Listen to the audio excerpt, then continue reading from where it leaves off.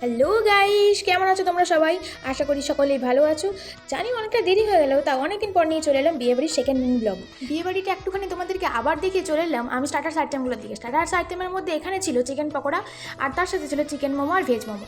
আমি এক প্লেট প্রথমে চিকেন পকোড়া নিয়ে নিলাম, যেটা খুবই গরম ছিল। তারপরে নিয়ে নিলাম এক প্লেট চিকেন মোমো। এটার থেকেও প্রচণ্ড ধোঁয়া বেরোচ্ছিল এবং খুবই গরম ছিল। তারপর চলে এলাম মকটেল কাউন্টারের দিকে। মকটেল কাউন্টার অনেক রকম ছিল, কি একটাই দিল জানি না, ওটাও খেয়ে নিলাম, ওটাও ভালো ছিল খেতে।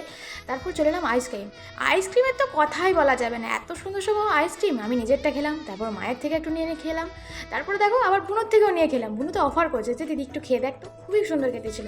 তারপর চলে এলাম ফুচকা কাউন্টার তো এটা ভিড় না হলে চলে, তাই ওখান থেকে মাত্র এক প্লেট ফুচকা নেই, মা আমি বোন তিনজন মিলে শেয়ার করে খেলাম, কারণ বাকি আইটেমগুলো তো খেতে হবে।